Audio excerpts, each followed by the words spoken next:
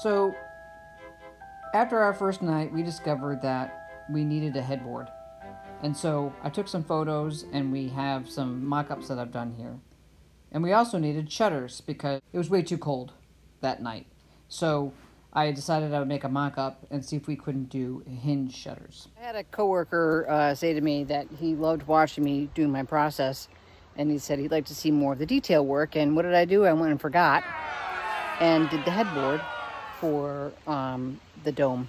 So sorry, Tony, I will hopefully remember for the next thing I do. So we just took some leftover cedar that we had, and the same stuff we made the door from, we made the headboard. So we're going to be making shutters for this window and this window, and so we're trying to figure out how to do the shutters and not interfere with the headboard. So we wanted to make sure that when we did do that, that we had plenty of room to lean up against while you're in bed, but also have clearance for those shutters to open and close, because the first night we spent in here was a tidbit chilly.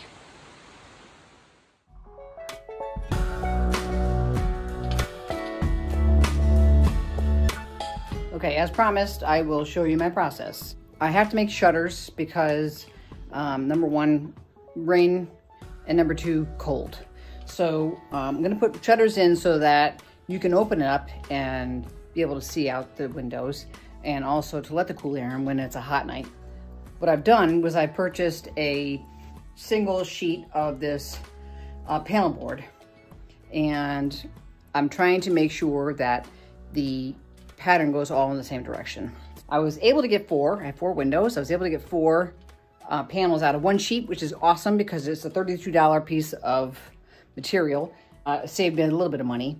And I actually have some room to move around, so I have a little bit more room to wiggle room, which is nice, because I really thought I was only going to get 3 out of this one sheet, and I have to go buy a whole nother sheet, and then I would be with this big, huge leftover piece of material, which is hard when you're in a shop this small, because I still have this over here that I have to get rid of, and I still don't know what I'm going to make out of it. I'll find something.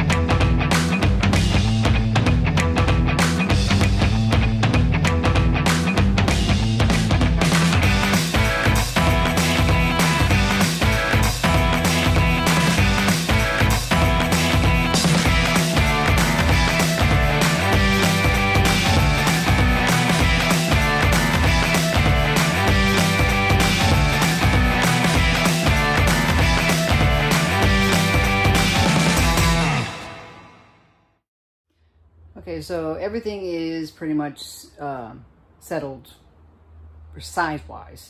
To show you, we've got one completed, and it, there, let me put the camera down so that y'all can see. So, what I had was some leather hanging around. So I decided, instead of doing hinges, because the hinges were looking too metal and we were getting a lot of plastic going on in here, and I wanted to get away from that. I wanted it to be a little bit more natural.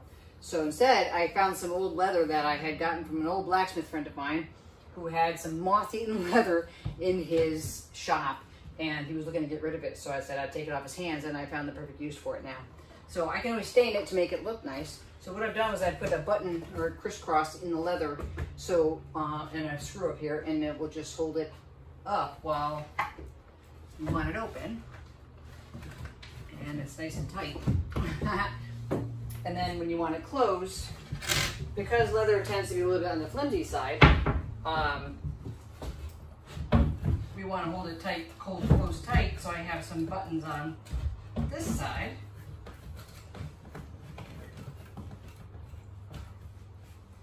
To hold it tight and closed. And one of the requests that Carrie made was that she wanted the hinges to be round, to kind of go with the round dwelling. So I made half round. I needed it to sit flush against the inside of the building so that when I rolled it over, but it's still round.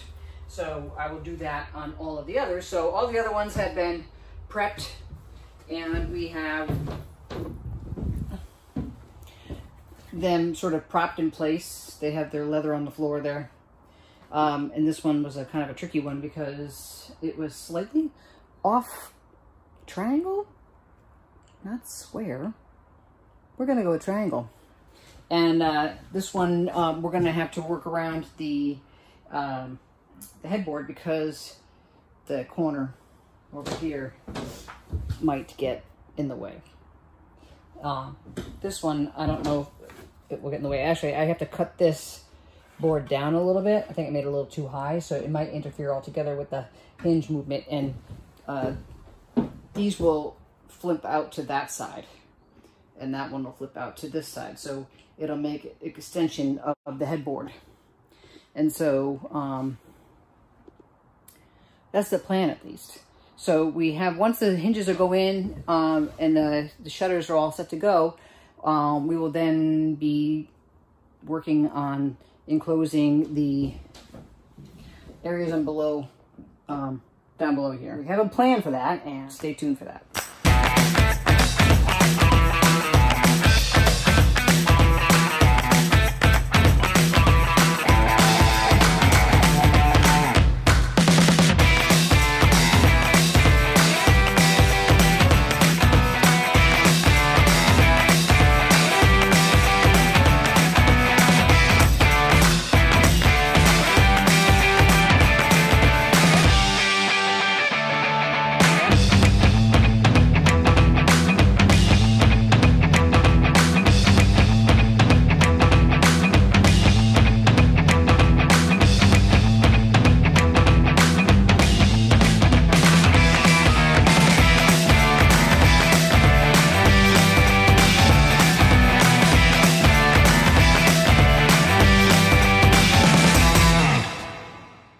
Now I just gotta stain them to match the cedar so that they look the same-ish. And then what I'm gonna do is a faux finish on the back side to make it look like it's a panel on both sides.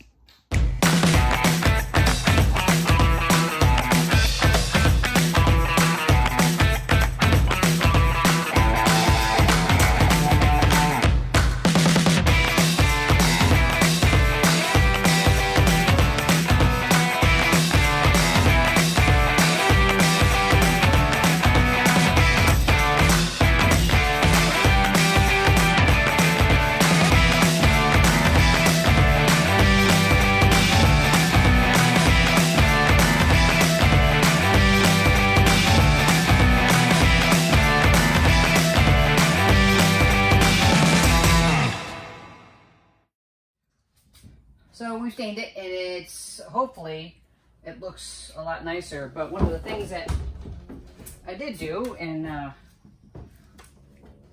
shop before I brought it back in was to mimic the look on the back side.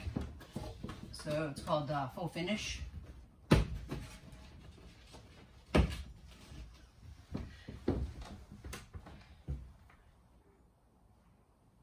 So I'm hoping that I accomplish it. Did I accomplish it, Carrie? Yeah. Normally I would tuck, I've made it so that I can tuck this in behind this on plastic. So I did one, wanted to see how it looked, and I think I've done it. Yeah, I like how it came out. So now I take all the other ones down and I do those too. Thanks everybody for watching. I hope you all like the shutters portion of the dome away from home. I would really love some feedback, so if you could comment down below on what you think of the shutters. I really live for feedback.